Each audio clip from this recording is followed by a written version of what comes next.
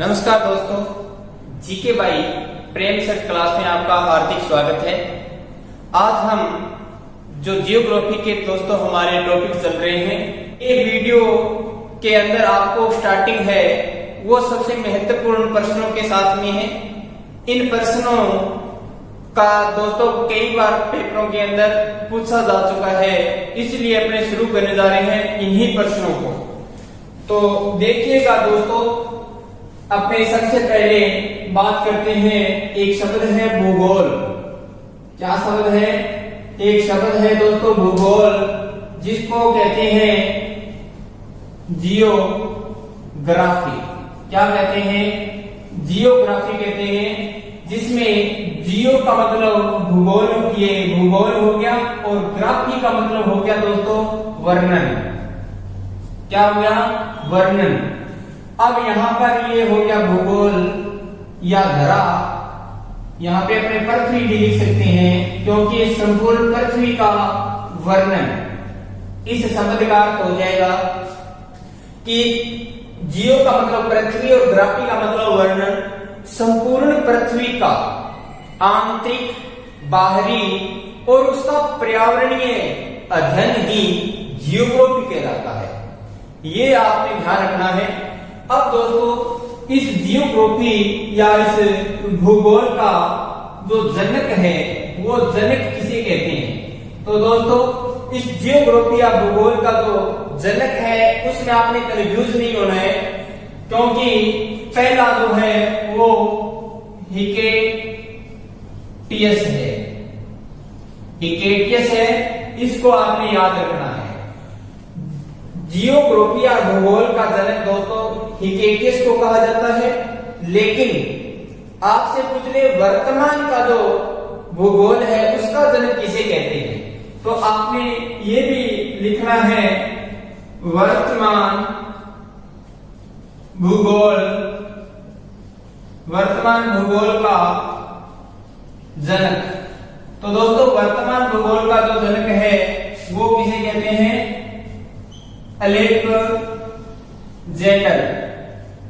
Alexander von Humboldt को कहते हैं। ये आपने नोट करना है दोस्तों। जो जनक है भूगोल का, वो हिकेटियस को कहा जाता है, और जो वर्तमान भूगोल का जनक है वो दोस्तों अलेक्जेंडर वॉन हमबोल्ट को कहा जाता है। इसके बाद में दोस्तों, इस जियोग्राफी को विस्तार पूर्वक व्यवस्थित रूप से जिस भूगोलवेत्ता के द्वारा तैयार किया गया, उसको फादर ऑफ जियोग्राफी कहते हैं। वो कौन है जिसको भूगोल का पिता कहते हैं? तो दोस्तों, उसकी बात करते हैं। तो सबसे पहले आपका जनक हो गया, दूसरा आपका वर्तमान जनक, और तीसरा आपने लिखना है व्यवस्थित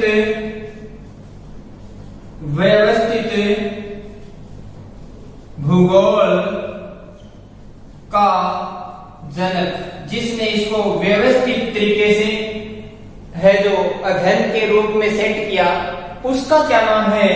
तो दोस्तों, उसका नाम है एरिस्टोस्थनीज।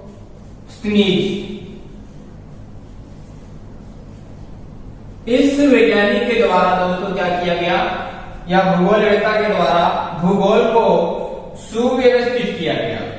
इसलिए भूगोल का जो पिता है दोस्तों, वो किसे कहा जाता है? वो कहा जाता है एरिस्टोस्थनीज को। भूगोल का पिता एरिस्टोस्थनीज को कहा जाता है। अब दोस्तों ध्यान रखना, इसी एरिस्टोस्थनीज के द्वारा क्या क्या शब्द का प्रयोग किया गया? इसी एरिस्टोस्थनीज के द्वारा दोस्तों जो अपने जियोग्राफी शब्द का प्रयोग कर रहे हैं, जियोग्राफी जो शब्द का दोस्तों यूज कर रहे हैं, इसका प्रयोग सबसे पहले एरिस्टोस्थनीज के द्वारा किया गया। इस चीज का ध्यान रखना है। एक बात आपने ये ध्यान रखनी है दोस्तों, कि जो भारत विश्व का ये जो ग्लोब है दोस्तों, ग्लोब है, इस ग्लोब का निर्माता या जो जनक है, इसको निर्माण करने वाला है दोस्तों, वो कौन था? तो वो दोस्तों मार्टिन। क्या नाम था? मार्टिन था। मार्टिन बेहम नाम का वैज्ञानिक है जो भूगोलवेत्ता है दोस्तों, उसके द्वारा ग्लोब का है जो निर्माण किया गया। लेकिन ग्लोब के अंदर जो ये देशांतर और अक्षांश ये जो रेखाएं पाई जाती है, इनका सबसे पहले बताने वाले भी एरिस्टोस्थनीज थे। मेरी बात समझ में आई होगी। भूगोल का जनक दोस्तों हिकेटियस को कहा जाता है। वर्तमान भूगोल का जनक है जो अलेक्जेंडर वॉन हेम्बोल्ट को कहा जाता है। उसके बाद में व्यवस्थित तरीके से जिसने भूगोल को सेट किया, उसका जनक है दोस्तों एरिस्टोस्थनीज को कहा जाता है। और इसी एरिस्टोस्थनीज के द्वारा दोस्तों जियोग्राफी का शब्द का प्रयोग किया गया सबसे पहले। और जो ग्लोब है उसका निर्माता कौन है? तो मार्टिन बेहम है। अब जो मार्टिन बेहम है दोस्तों, इसने ग्लोब बनाया है, लेकिन हमारे जो अक्षांश और देशांतरों का जो बारे में पढ़ना है आज, इनका सबसे पहले बताने वाले कौन है? एरिस्टोस्थनीज है। ये आपने ध्यान रखना है विशेष रूप से कि जो अक्षांश और देशांतर है, इनके बारे में बताने वाले कौन है? एरिस्टोस्थनीज है। दोस्तों यहां तक आपको समझ में आया होगा। आगे चलते हैं दोस्तों, बात करते हैं नेक्स्ट इसी ग्लोब से आधारित अक्षांश और देशांतर रेखाओं की। तो दोस्तों आप इसको साथ साथ में नोट करें, ताकि आपको ये वीडियो अगर नोट नहीं कर रहे हैं तो 2-3 बार देखने पे याद हो जाएगी। और आपने इतना तो पढ़ ही रखा होगा। अब अपने बात करते हैं दोस्तों, जो ग्लोब बनाया है दोस्तों, क्या बनाया है? जो ग्लोब है पृथ्वी का, ग्लोब पृथ्वी का एक रूप है दोस्तों, प्रतिरूप है पृथ्वी का। इसको बनाने वाले या इनका निर्माता है वो दोस्तों कौन है? अभी आपको बताया है मार्टिन। कौन है?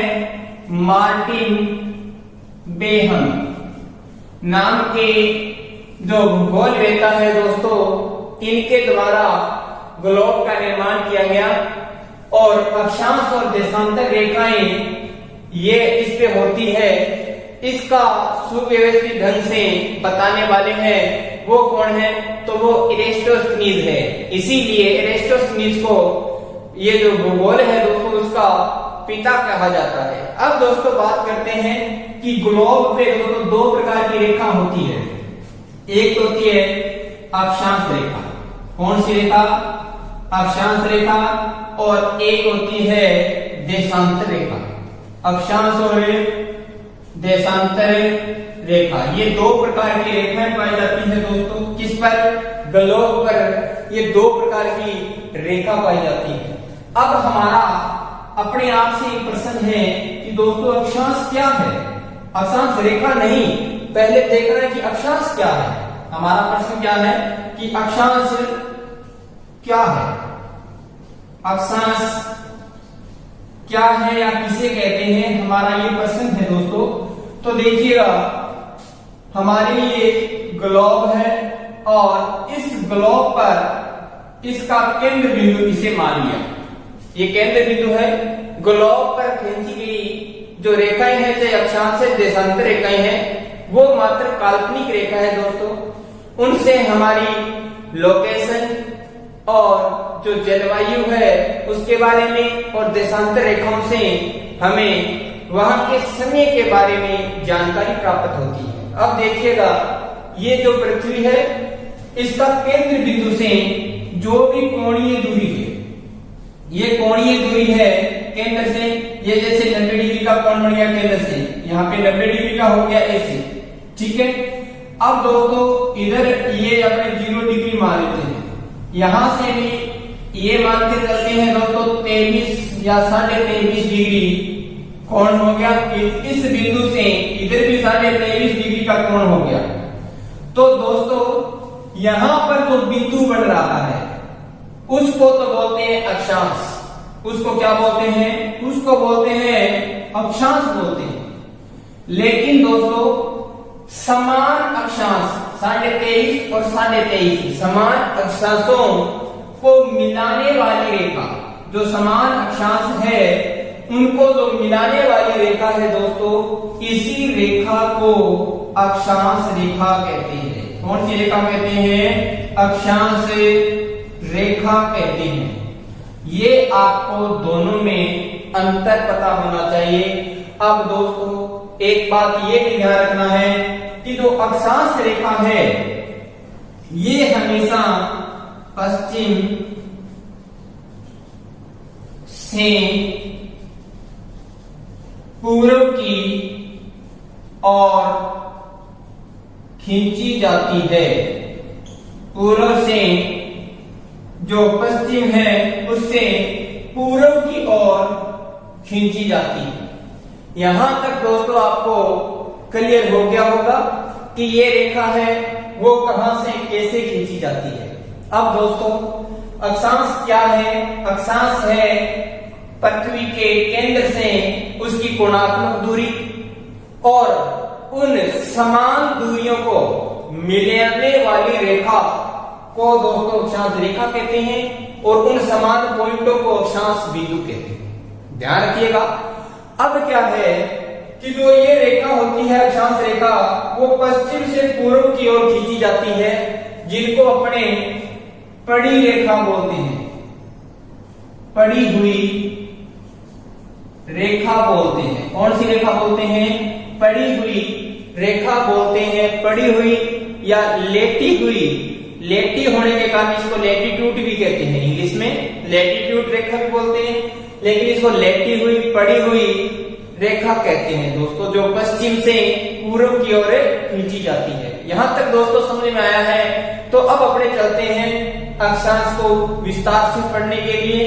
तो दोस्तों देखिएगा, अभी आपने अगर नोट कर लिया तो अक्षांश को अपने अच्छी तरह से पढ़ेंगे, उसके बाद में देशांतर के बारे में पढ़ेंगे। अगर दोस्तों अक्षांश और देशांतर से कोई प्रश्न उठेगा तो आप उसको कभी भी गलत नहीं करेंगे। अब क्या है दोस्तों, ये हमारी पृथ्वी है, ये हमारी पृथ्वी है या ऐसे माने कि ग्लोब है। इस ग्लोब पर दोस्तों यहां से एक रेखा गुजरती है। इसी रेखा को 0 डिग्री, यहाँ पे केंद्र है और केंद्र से जो 0 डिग्री का कोण बनाती हुई रेखा होगी वो 0 डिग्री अक्षांश कहलाएगी। इसका नाम दे दिया 0 डिग्री अक्षांश रेखा। 0 डिग्री अक्षांश रेखा कह दिया। इसी को दोस्तों भूमध्य रेखा कहते हैं। भूमध्य रेखा कहते हैं और इसी रेखा को दोस्तों क्या कहते हैं? विषुवत रेखा कहते हैं। क्या कहते हैं? विषुवत रेखा कहते हैं। इतने नाम क्यों है? तो देखिए दोस्तों 0 डिग्री यहां पर ये जो बिंदु है पृथ्वी का, इस पर अगर अपने 0 डिग्री का कोण बनाएंगे तो ये बिल्कुल समांतर हो जाएगी। समांतर हो जाएगी, इसलिए इसको 0 डिग्री अक्षांश रेखा नाम दे दिया। और ये हमारी पृथ्वी को 2 भूभागों में बांटती है। कौन कौन से? उत्तरी गोलार्ध और दक्षिणी गोलार्ध। 2 भूभागों में बांटती है। भूमि के मध्य से गुजरने के कारण इसको भूमध्य रेखा कहा गया है। अब नाम आता है विषुवत रेखा क्यों कहते हैं जी? एक तारीख आती है 21 मार्च। क्या आती है? 21 मार्च आती है और दूसरी तारीख आती है 23 सितंबर। 23 सितंबर ये दोस्तों 2 तारीखें हैं जिनके अंदर अपने कह सकते हैं कि बसंत ऋतु और शरद ऋतु, ये 2 ऋतुएं हैं। इन तारीखों का क्या मतलब है? क्योंकि 21 मार्च और 23 सितंबर के दिन पूरे विश्व में दिन और रात की अवधि समान होती है, चाहे उत्तरी गोलार्ध हो चाहे दक्षिणी गोलार्ध हो। क्योंकि इस समय जो सूर्य है दोस्तों, वो सूर्य इस 0 डिग्री जो अक्षांश रेखा है उस पर बिल्कुल सीधा चमकता है, बिल्कुल सीधा चमकता है। और इसी सीधा चमकने के कारण 21 मार्च और 23 सितंबर के दिन क्या होता है, दिन और रात की अवधि बराबर होती है, अर्थात एक विश्व का निर्माण होता है, विश्व का निर्माण होता है। इसी कारण इस रेखा को विषुवत रेखा के नाम से भी जाना जाता है। अब दोस्तों यहां तक आपको बात समझ में आई होगी। अब अपने पढ़ते हैं नेक्स्ट इसी अक्षांशों के बारे में विस्तार से दोस्तों, ताकि अब हमें इसका पता चले कि अक्षांश जो 0 डिग्री अक्षांश रेखा है उसके कितने महत्व है, उनको पढ़ते हैं दोस्तों। तो आप प्लीज अपने दोस्तों के अंदर शेयर करें और इस वीडियो को अगर आपने सब्सक्राइब नहीं किया चैनल को, तो आप चैनल को जरूर सब्सक्राइब करें दोस्तों, क्योंकि आपके द्वारा दिया हुआ मोटिवेशन ही हमें और प्रेरित करता है अच्छे से पढ़ाने के लिए। तो देखिए दोस्तों, ये अक्षांश हमारा ग्लोब है, इस ग्लोब की ये रेखा है जिसको अपने बोली है 0 डिग्री अक्षांश, 0 डिग्री अक्षांश रेखा कहते हैं इसको। अब क्या है दोस्तों, इस रेखा के अगर ऊपर की ओर देखें और इधर की ओर देखें, ये दोस्तों 90 डिग्री उत्तरी अक्षांश है, उत्तरी अक्षांश है, क्योंकि इस 0 डिग्री ने पूरी पृथ्वी को 2 भागों में बांट दिया, उत्तरी अक्षांश और दक्षिणी अक्षांश, और ये हो जाएगा 90 डिग्री दक्षिणी अक्षांश। ये दोस्तों 2 भागों में बांटने वाली रेखा का काम करती है 0 डिग्री अक्षांश रेखा। अब क्या है दोस्तों, इस रेखा के ऊपर की ओर जाएंगे तो आपको 90 रेखा मिलेगी, 90 अक्षांश रेखा मिलेगी, और इस रेखा के अपने नीचे की तरफ आएंगे तब भी आपको 90 अक्षांश रेखा मिलेगी। कितनी रेखा मिलेगी? 90 ही तो उत्तरी गोलार्ध के अंदर अक्षांश रेखा है, और 90 ही दोस्तों जो दक्षिणी गोलार्ध है उसकी अक्षांश रेखा है। अब क्या है, अब आपने देखना है कि आपसे पूछ ले कि कुल अक्षांश रेखा कितनी है, कुल अक्षांश रेखा कितनी है। तो कई बार कंफ्यूज हो जाते हैं कि इसका सही उत्तर कौन सा है। तो दोस्तों 90 डिग्री प्लस 90 डिग्री बराबर 180 डिग्री, अर्थात कुल कितनी अक्षांश रेखा होती है? तो दोस्तों कुल 180 अक्षांश रेखाएं होती है। अब देखिए, अगर इन ध्रुवों के बिंदुओं को शामिल न किया जाए, क्योंकि देखिएगा 90 डिग्री का अगर अपने कोण बनाते हैं इसे, ये 90 डिग्री का कोण है, और दोस्तों इधर भी ये 90 डिग्री का कोण हो गया। अब यहां पर एक बात यहां पर देखिए, ये 66.5 डिग्री का हो गया, इधर भी 66.5 डिग्री का हो गया, इनको तो मिला दिया दोस्तों ऐसे।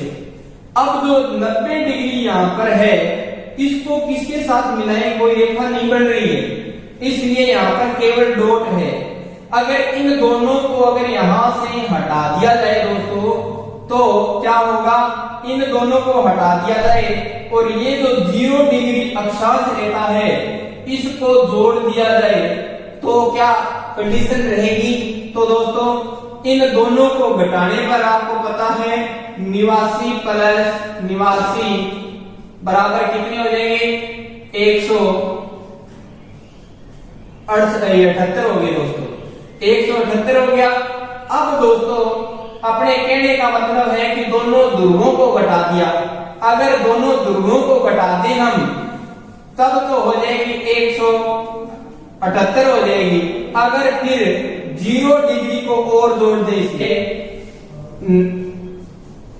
निवासी प्लस 0 डिग्री, अगर इसको भी दोस्तों शामिल कर दें तब दोस्तों हमारा ये 1 डिग्री और बढ़कर कितना हो जाएगा 189 अक्षांश रेखा।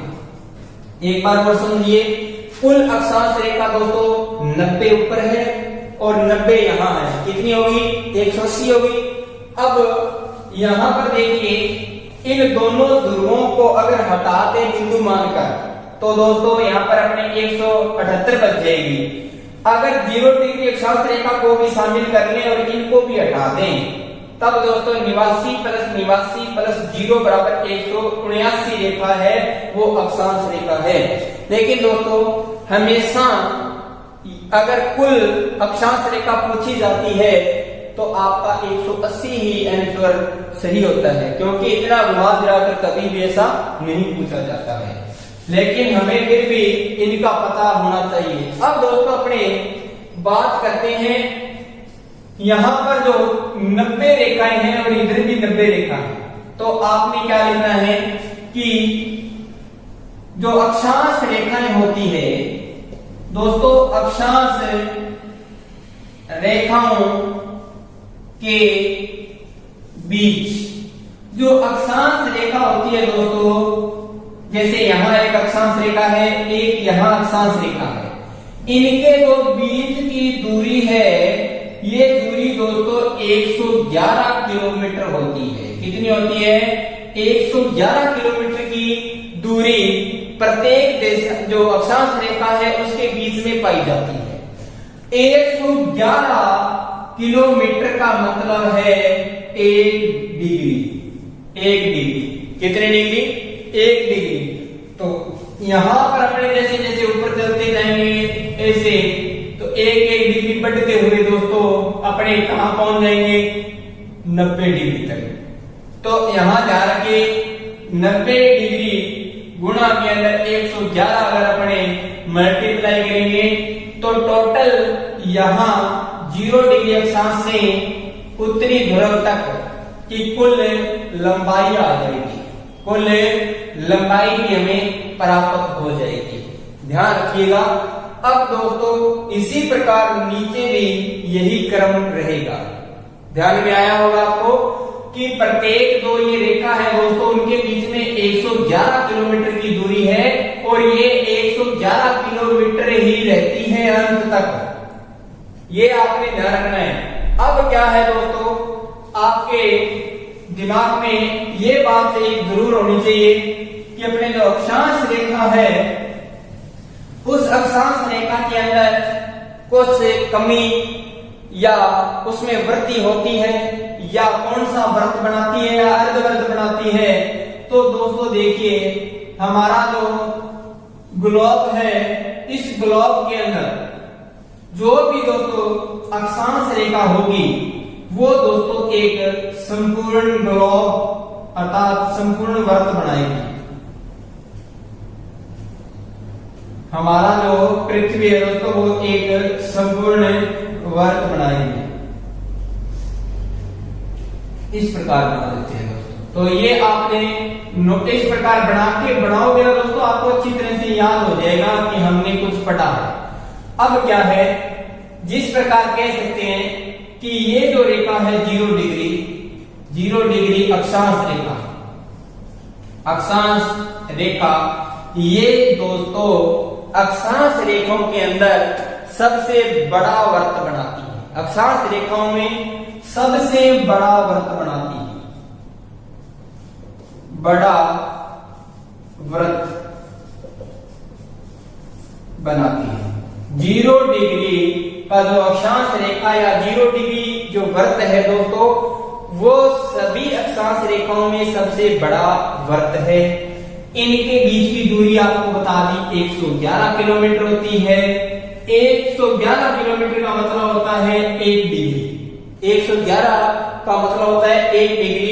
इस प्रकार यहां तक और यहां तक दोस्तों 90 डिग्री है और टोटल अक्षांश अगर पूछे तो 180 डिग्री हो गए। अब क्या है दोस्तों, आपने देखना ये है कि देखिए इस यहां पर ये जो वृत्त बन रहा है क्या वो इतना बड़ा वृत्त बन रहा है जो बीच में बन रहा है? नहीं बन रहा है ना। तो एक चीज ध्यान रखना, इनके बीच की दूरी हमेशा समान रहेगी। लिखना आपने अक्षांशों से या 0 डिग्री अक्षांश से ध्रुवों, चाहे दक्षिण ध्रुव में जाए चाहे उत्तर ध्रुव में जाए, 0 डिग्री अक्षांश से ध्रुवों की और जाने पर, ध्रुवों की ओर जाने पर सभी अक्षांश वृत्तों की दूरी समान रहती है, समान रहती है। दोस्तों यहां पर भी 111 किलोमीटर की दूरी है, यहां पर भी 111 किलोमीटर की दूरी है और यहां पर भी 111 किलोमीटर की दूरी है। लेकिन इसमें क्या परिवर्तन होता है? तो दोस्तों 0 डिग्री अक्षांश से चाहे तो दक्षिण की ओर आए चाहे उत्तर की ओर जाएं, जाने पर वृत्तों की जो दूरी है वो हमेशा समान रहती है। लेकिन वृत्तों का क्षेत्रफल कम हो जाता है, कम हो जाता है। ये आपने ध्यान रखना है। जब दोस्तों इस 0 डिग्री अक्षांश से उत्तर की ओर जाएंगे या दक्षिण ध्रुव की ओर आएंगे तो इनके दोस्तों बीच की जो दूरी है 111 किलोमीटर की वो समान रहेगी, उसमें कोई परिवर्तन नहीं होगा। लेकिन ये जो वृत्त है वो धीरे धीरे छोटे होते जाएंगे और इस प्रकार कह सकते हैं कि वृत्तों की दूरी समान रहने वाली है और लेकिन वृत्तों का जो क्षेत्रफल है दोस्तों वो क्या हो जाएगा? कम हो जाएगा। ये ध्यान रखना, वृत्तों का जो क्षेत्रफल है वो क्या हो जाएगा दोस्तों? तो वो कम हो जाएगा। यहां तक दोस्तों आपको अच्छी तरह से समझ में आ गया होगा। अब दोस्तों आपसे प्रश्न हमारा दिमाग में ये है कि अक्षांश रेखा की आवश्यकता क्यों पड़ी, हमें अक्षांश रेखाओं की जरूरत क्यों पड़ी? तो दोस्तों अब ये जरूरी पढ़ना है कि अक्षांश रेखाओं की जरूरत क्यों पड़ी। हमारा ये प्रश्न है जिसको हल करेंगे। आपके दिमाग में भी ये प्रश्न आया होगा। तो प्रश्न है कि अक्षांश रेखाओं की जरूरत क्यों पड़ी, हमें अक्षांश रेखाओं की जरूरत ही क्यों पड़ी? तो दोस्तों देखिए, अक्षांश रेखाओं की जरूरत हमें इसलिए पड़ी क्योंकि अक्षांश रेखाओं से हमें किसी देश, राज्य, तहसील, गांव और कोई भी स्थान है उस स्थान की किसी चाहे स्थान हो, उस स्थान की स्थिति, क्या स्थिति जिसको अपने लोकेशन बोलते हैं, लोकेशन के बारे में पता चलता है। और क्या पता चलता है? तो इसी अक्षांशों के द्वारा किसी भी स्थान की दोस्तों जलवायु या कटिबंध का पता चलता है। ध्यान रखना, कटिबंध का पता चलता है। और जो ये अक्षांश रेखाएं हैं दोस्तों, इनके बीच की ये जो दूरी है, इन जो बीच में जगह है ना अक्षांश रेखाओं की, इन अक्षांश रेखाओं के बीच की दूरी को भी कटिबंध कहा जाता है। आपने ये भी ध्यान रखना है, ठीक है। तो इन बातों का आपने अच्छी तरह से ध्यान रखना है दोस्तों। अब क्या है कि अक्षांश रेखाओं की जरूरत हमें किसी स्थान की स्थिति या लोकेशन जानने के लिए और वहां पर पाई जाने वाली जलवायु के लिए पड़ी। कैसे पड़ी? अब इस चीज को हल कर लेते हैं ताकि आपकी ये बात समझ में आए कि किस प्रकार अक्षांश रेखा है वो हमारे विश्व के अंदर जलवायु और स्थान निर्धारित करती है। तो देखिए दोस्तों, स्थिति और लोकेशन का मतलब हो गया कोई देश कहाँ स्थित है, कोई राज्य कहाँ स्थित है, कोई जिला कहाँ स्थित है। और जलवायु को अभी अपने देख लेंगे किस प्रकार से। तो देखिए दोस्तों, अभी आपको स्थिति को स्पष्ट कर देते हैं यहाँ पर, ताकि आपको, मेरा लक्ष्य है कि दोस्तों बार बार कोई वीडियो नहीं देखना पड़े और इसी वीडियो के अंदर आपको सारा कुछ मिल जाए। तो देखिए दोस्तों, यहाँ पर ये हमारा ग्लोब है। इस ग्लोब के अंदर ये 0 डिग्री अक्षांश रेखा है। हमें आज अक्षांश रेखा दोस्तों पूर्ण रूप से अच्छी तरह से पढ़नी है। 0 डिग्री अक्षांश रेखा के यहाँ उत्तर के अंदर एक रेखा है जिसको 23.5 डिग्री कर्क रेखा बोलते हैं। कौन सी रेखा? कर्क रेखा बोलते हैं। यहाँ पर भी इतनी ही दूरी पर एक रेखा है जिसको 23.5 डिग्री क्या बोलते हैं? मकर रेखा बोलते हैं। यहाँ पर दोस्तों 66.5 डिग्री की एक रेखा है और उसको बोलते हैं आर्कटिक रेखा या आर्कटिक वृत्त बोलते हैं। और यहाँ पर भी एक 66.5 डिग्री की एक रेखा या वृत्त है जिसको अंटार्कटिक रेखा बोलते हैं। ठीक है दोस्तों, और यहां पर तो हमारा 90 डिग्री उत्तरी अक्षांश ये आ गया और यहां पर दोस्तों हमारा 90 डिग्री दक्षिणी अक्षांश आ गया। अब क्या है दोस्तों, यहां पर अगर आपको बात समझ में आ गई तो बार बार कहीं घूमने की जरूरत नहीं पड़ेगी।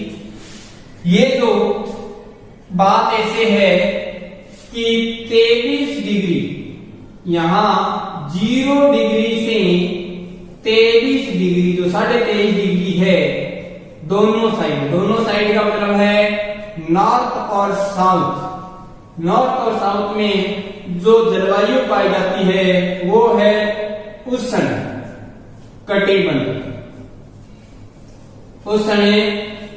कटिबंधीय जलवायु पाई जाती है। कहां पर? 0 से 23.5 डिग्री नॉर्थ और साउथ में। ये 0 डिग्री है इधर साउथ में, इधर नॉर्थ में 23 डिग्री तक जो कटिबंध पाया जाता है वो उष्ण कटिबंध पाया जाता है, अर्थात सर्वाधिक गर्मी पाई जाती है। यहाँ पर सर्वाधिक गर्मी के बावजूद भी दोस्तों सर्वाधिक गर्म होने के कारण हवाएं ऊपर जाती है और ऊपर जाने के कारण वापस ठंडी होकर वापस आती है दोस्तों। तो यहाँ पर सर्वाधिक वर्षा भी होती है और जिसके कारण यहाँ पर उस समय जो कटिबंधीय सदाबहार वन भी पाए जाते हैं। अब देखना है तो ये जो 23 डिग्री इधर और 23 डिग्री इधर तक जो यहाँ पर जलवायु पाई जाती है, ये जो जलवायु आपको यहाँ तक की संपूर्ण जलवायु देखिए दोस्तों, आप अपने नोटबुक में इसे नोट करते जाइए। यहाँ पर तो दोस्तों ये आपको जलवायु दिखाई दे रही है 0 डिग्री के 23.5 डिग्री उत्तरी अक्षांश और 23.5 डिग्री जो दक्षिणी अक्षांश के अंदर। यहाँ पर जो जलवायु पाई जाती है दोनों साइड में वो उष्ण कटिबंधीय जलवायु पाई जाती है। अब यहाँ तक समझ में आया है तो दोस्तों अब बात आपको ये समझनी है कि जो 23.5 डिग्री से लेकर 66.5 डिग्री के बीच में जो स्थान है, चाहे वो नॉर्थ में है और चाहे साउथ में है, यहाँ पर जो जलवायु पाई जाती है वो होगी शीतोष्ण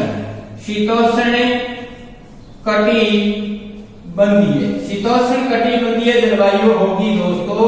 ये आपने ध्यान रखना है। तो 23 से 66 तो ये हो गया, 23 से 66 भी ये हो गया। तो अपने यहाँ पर जो जलवायु है वो सेम होगी, दोनों साइड में दोस्तों जलवायु है वो सेम होगी। आपने नोट करना है अच्छी तरह से।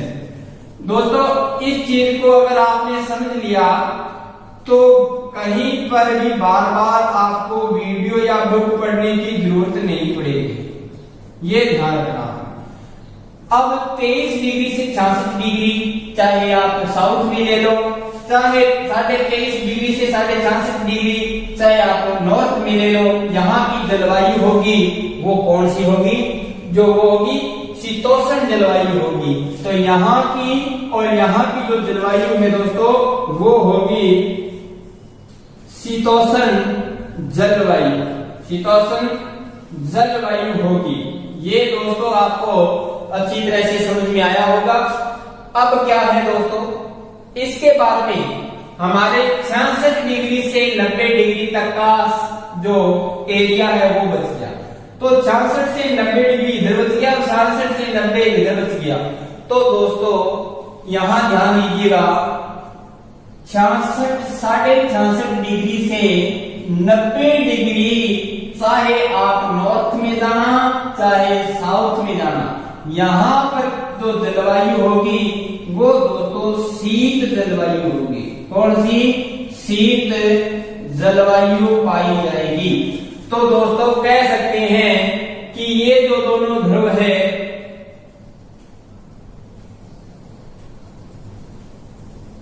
साढ़े 66 डिग्री से लेकर 66.5 से 90 डिग्री तक, चाहे उत्तर में हो चाहे दक्षिण में हो, यहाँ की जो जलवायु है इन दोनों स्थानों की वो शीत जलवायु है, शीत जलवायु पाई जाती है। ये दोस्तों आपको पता होना चाहिए। यहां तक आपको समझ में आ गया होगा कि जो 0 डिग्री अक्षांश के 23.5 डिग्री दक्षिण में, 23.5 डिग्री उत्तर में जो भी बीच का स्थान है वहां पर कौन सी जलवायु है? उष्ण कटिबंध है। और उसके बाद में शीतोष्ण कटिबंध 23.5 से 66 है और 23.5 से 66। उसके बाद में जो शीत जलवायु है दोस्तों वो 66.5 से 90 और 66.5 से 90 की जो जलवायु है वो कौन सी है? वो शीत जलवायु है। तो दोस्तों आपको यहां तक अच्छी तरह से समझ में आ गया होगा। अब अपने को इसी आधार पर दोस्तों और क्या पढ़ना है कि जो अक्षांश रेखा है उसमें राजस्थान कहां स्थित है वो देखना है। तो दोस्तों राजस्थान हमारे की बात करें तो ये 0 डिग्री अक्षांश के उत्तर में हमारा भारत देश है और 23.5 डिग्री यहाँ से दोस्तों राजस्थान कैसे, यहाँ से हमारा राजस्थान ऐसे गुजरता है, राजस्थान से ये कर्क रेखा गुजरती है जिसको 23.5 डिग्री कर्क रेखा बोलते हैं। ये गुजरती है दोस्तों राजस्थान से। तो यहां से जो कर्क रेखा गुजरती है अर्थात जो डूंगरपुर और बांसवाड़ा आपको दिखाई दे रहा है उसकी जलवायु तो उष्ण कटिबंधीय है और बाकी हमारा जो राजस्थान है दोस्तों यहाँ पर पूरे का पूरा शीतोष्ण कटिबंध में आता है। जब हमारा राजस्थान कर्क रेखा के उत्तर में 90% से ज्यादा है दोस्तों तो इसका जलवायु है जो शीतोष्ण जलवायु और उष्ण कटिबंधीय जलवायु दोनों मिलने के कारण राजस्थान की जो जलवायु होगी वो होती है उपोष्ण जलवायु। ये दोस्तों आपको समझ में आया होगा कि राजस्थान की जलवायु है वो उपोष्ण है। अधिकतर कैसी है? तो अधिकतर है शीतोष्ण कटिबंधीय। डूंगरपुर और बांसवाड़ा की दोस्तों है वो उष्ण कटिबंधीय है। यहां तक आपको अगर समझ में आया है तो अब अपने आगे की बात करते हैं दोस्तों।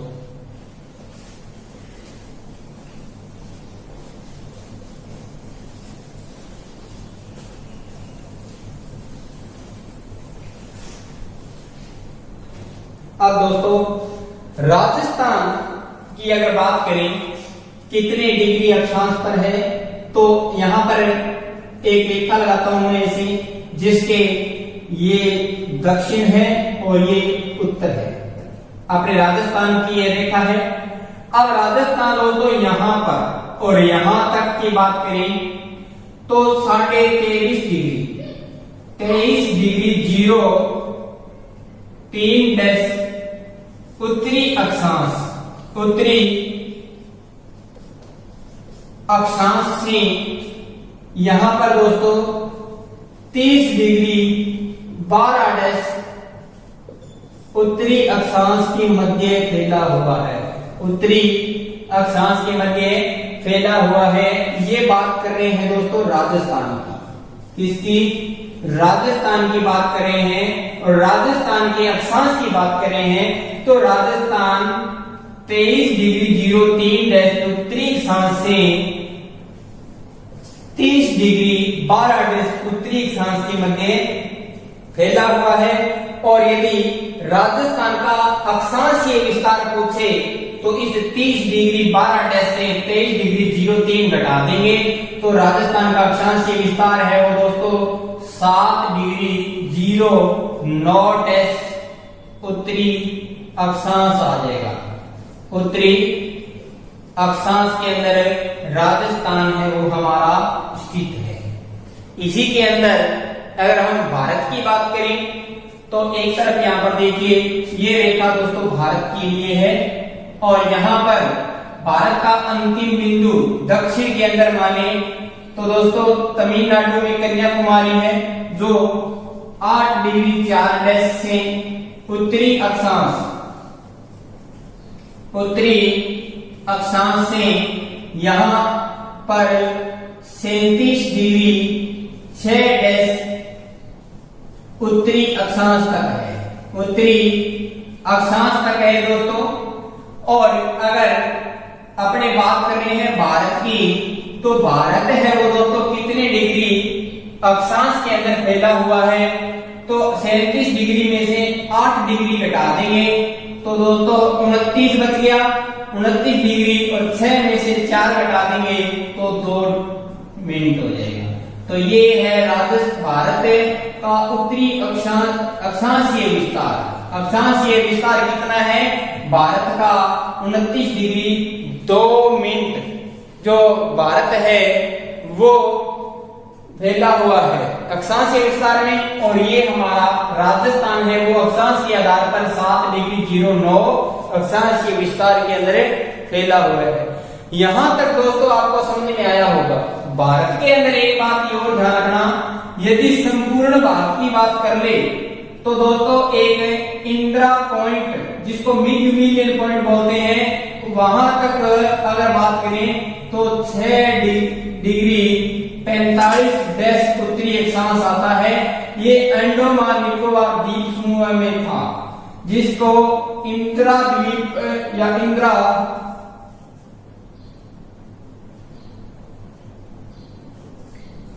इंदिरा पॉइंट नाम दिया गया कब 1985 में। लेकिन ये जो दोस्तों इंदिरा पॉइंट है वो 2004 में आई सुनामी में डूब गया।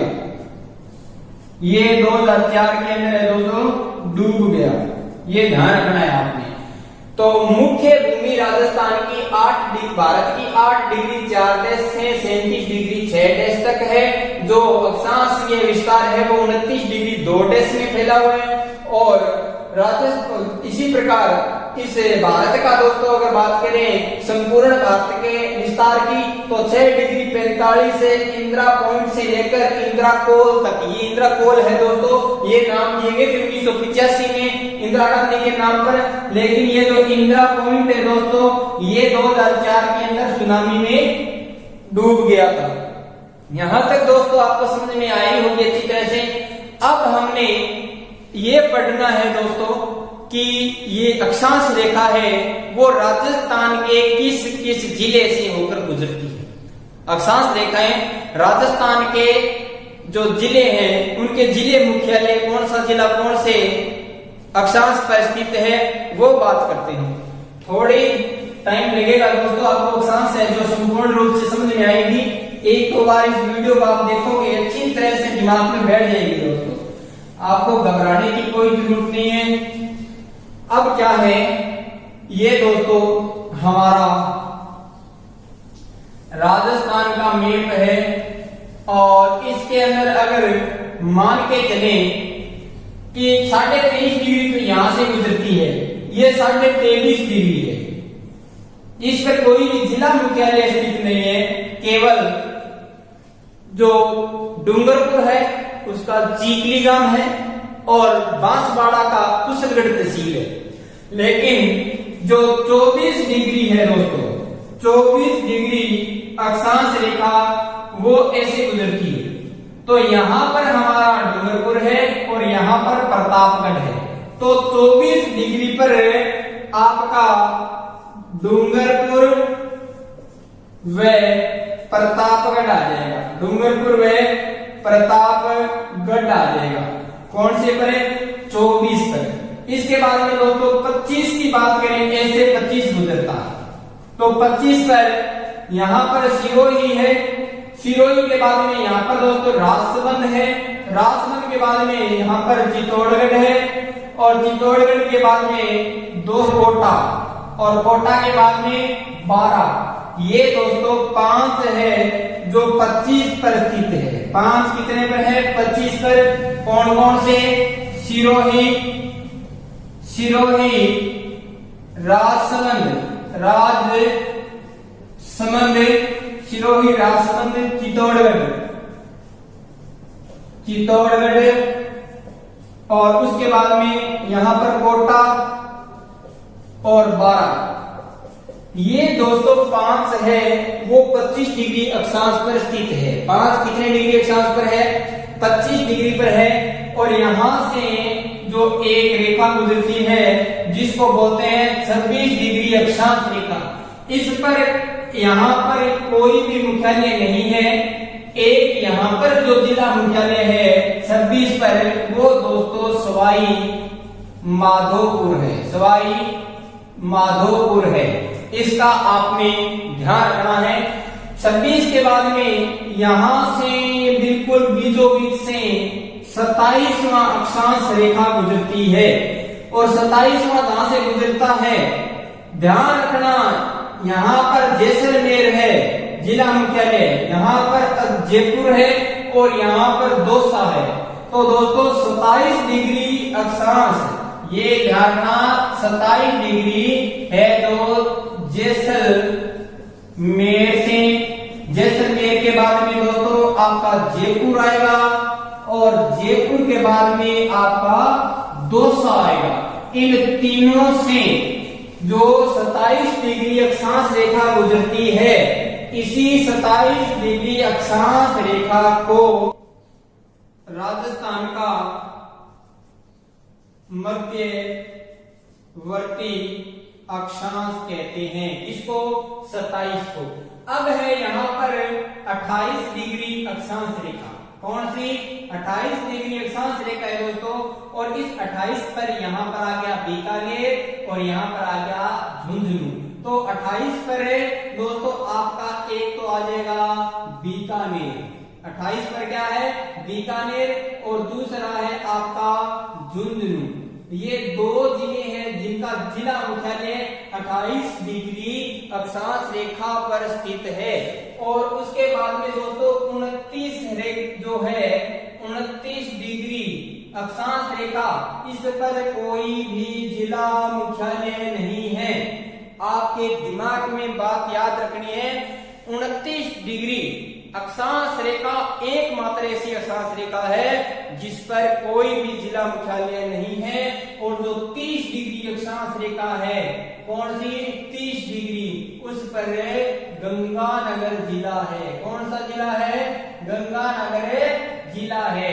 तो दोस्तों आपको एक बात तो ये पता होनी चाहिए कि राजस्थान से कुल कितने अक्षांश गुजरते हैं, राजस्थान से कुल कितने अक्षांश रेखाएं गुजरती है। पूरा दोस्तों 7 काउंट करनी है। 1, 24, 25 और 26 पर सवाई माधोपुर, 1, 2, 3 और ये 4, 5, 6 और 7। दोस्तों पूर्ण रूप से 7 अक्षांश रेखाएं राजस्थान से गुजरती है। कितनी रेखाएं? 7 अक्षांश रेखाएं दोस्तों राजस्थान से गुजरती है, जिसमें 24 24 डिग्री अक्षांश रेखा है वो डूंगरपुर और प्रतापगढ़ से गुजरती है। 25 डिग्री अक्षांश रेखा दोस्तों सिरोही, राजगढ़, चित्तौड़गढ़, कोटा और बारा से गुजरती है। और 26 है वो 26 है जो 6 से 26, 6 से सवाई माधोपुर से गुजरती है। और 27 नंबर है वो दोस्तों जैसलमेर, जयपुर और दौसा से गुजरती है।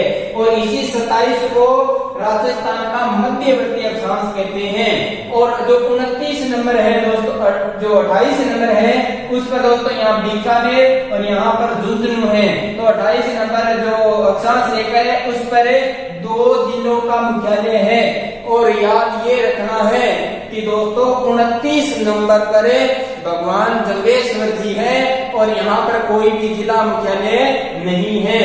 और 30 नंबर जो अक्षांश रेखा है उस पर गंगानगर जिला है। कौन सा जिला है? गंगानगर जिला है। तो दोस्तों अब जो अपने अक्षांश रेखाएं पढ़ी है उसके बाद में हम कल देशांतर रेखाएं पढ़ेंगे और उसके बाद में पढ़ेंगे कि कर्क रेखा, मकर रेखा और उसके बाद में सूर्य के सापेक्ष समय की गणना, ये चीजें दोस्तों नेक्स्ट वीडियो में पढ़ेंगे। तब तक के लिए धन्यवाद दोस्तों। वीडियो अगर आपको पसंद आया है तो इसको लाइक, शेयर व कमेंट करें। आपका धन्यवाद।